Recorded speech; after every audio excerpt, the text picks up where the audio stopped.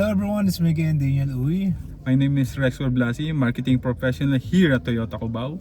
So by the way, nasa loob kami ng 2026 Toyota Vios 1.3 XLE.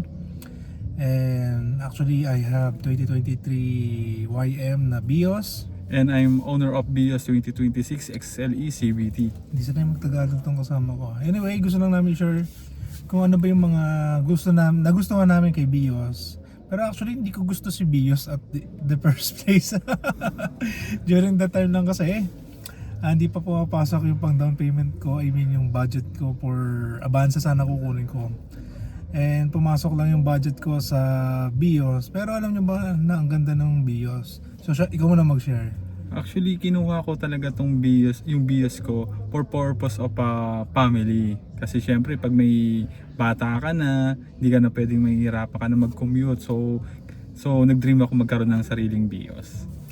Ako naman actually, 40 NBS use talaga. So yung personal use, hindi. Kasi mas gusto ko pang magmotor na lang papasok ng trabaho. Pero gusto lang namin i-share sa inyo, no, na itong Toyota Vios ito is pang malakasan talaga, na kung saan araw-araw mo mang gamitin ito.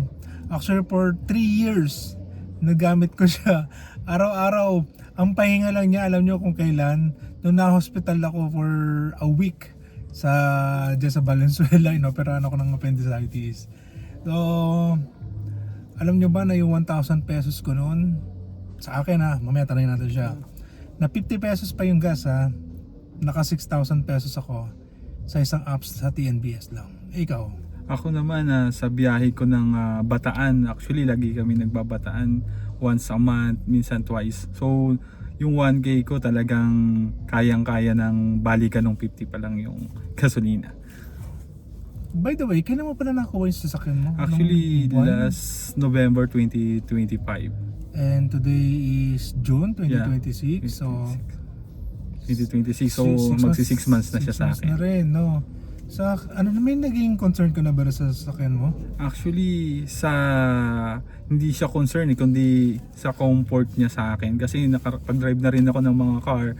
So, yung comfort niya pag nalulubak, hindi siya ganun kalala, kumbaga, sa akin. Kumbaga, ramdam na ramdam ko yung pagiging safety ng pamilya ko sa Vios.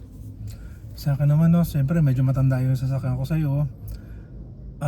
Wear and tear pa lang ang nagiging concern ko dyan. Yung gulong, nagpalit na ako, yung 4. Siyempre yung CVT fluid, kailangan na kasi nasa 80 plus na ako rin. At alam mo, sa totoo lang, di pa ako nagpapalit ng brake pads, pero for palitin na siya. Sabi ko, pag nakabenta na lang ako rito, palitan ko kagad yun. Kasi medyo, ito lang sure lang din namin, medyo may kamahalan pala yung brake pads natin pag ipunan mo na rin yun. Yes, pag alam mo kano, 6 plus. 6. Front pa lang yun. Front. Hindi pa natin sinasama si rear. Pero kaganda doon, genuine naman yung ating mga yan, pang matagalan din. Yung binibili mo kasi rito, sabi na sa training namin kanina, is yung peace of mind, no? Hindi mo aalalahanin na habang umaandar ka baka pwede may mangyari sa inyo. Yeah. So that's why nung nagpapapalit nga ako ng buti na nakita ko yung brake pads ko sa harapan, makapal-kapal pa. Sabi ko, balik mo muna. Mag-iipon na lang ako na bibili ako yung mas okay. During that time, I was 75,000 kilometers. 75? Oo. Lupit Tapos mo, ngayon, father. 83,000 na. So sabi ko, sana magkaroon ako ng pera. Papalitan ko na. So ano pa ba mga pinalitan ko dyan?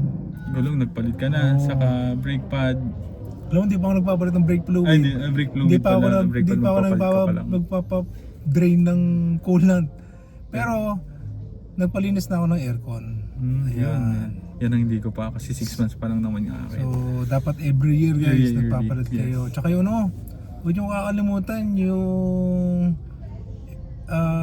filter sa harap, tsaka cabin filter. Mura lang naman yan. Yung cabin filter, bili ko 1,000. 1,000. Nagulat ako. 1,000. Hindi pa pawiin, nahiya tuloy ako doon sa kausap ko sa parts. Sige na, kunin ko na yan. may libreng popcorn, libreng popcorn naman, tsaka So, juice. yun palang nagamit mo na yung BIOS mo. No? Sa akin kasi, Sobra. ano pa lang, pangalan nito. So, up to 20,000 naman yung natin dyan, di ba?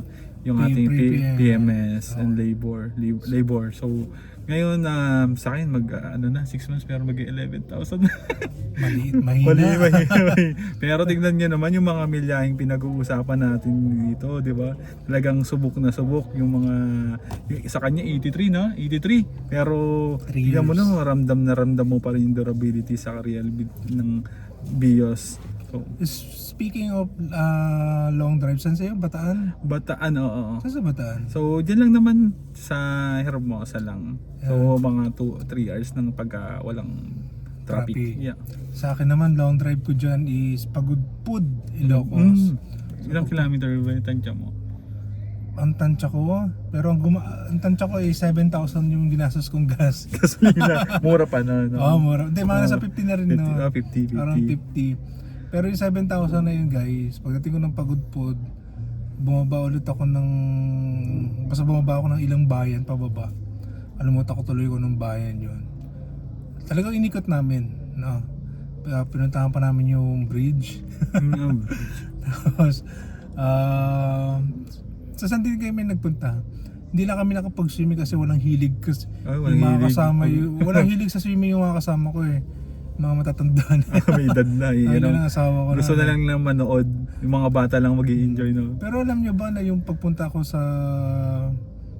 Pagudpud noon is lahat kami adults, 5. Tapos yung trunk ko punong-puno. Loaded.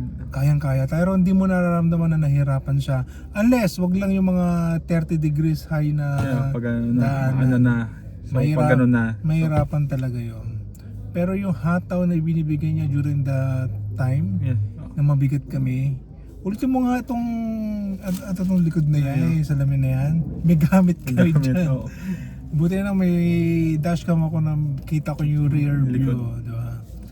So, alam nyo, sa totoo lang, very reliable ang BIOS.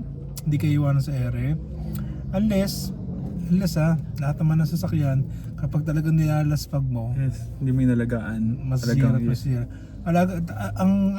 Ang gagawin nyo palagi is, kung hindi nyo kaya mag-fully synthetic, at least every 5,000 kilometers, pa-change oil kayo, kahit mineral oil, okay lang yun.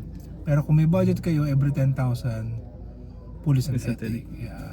Yun ako naman, so ako binyahe ko yung hindi ko pa unit yun, so unit pa ng kasama ko yun. Dinala ko ng Dilasag Aurora. So kung nakakaalam dyan sa mga kababayan natin dyan sa Aurora, kung gaano katarik at kakipot o banking ang mga kalsada doon dahil bangin nga. So talagang subok na subok yung BIOS natin. So nag-drive ako 9 hours pare.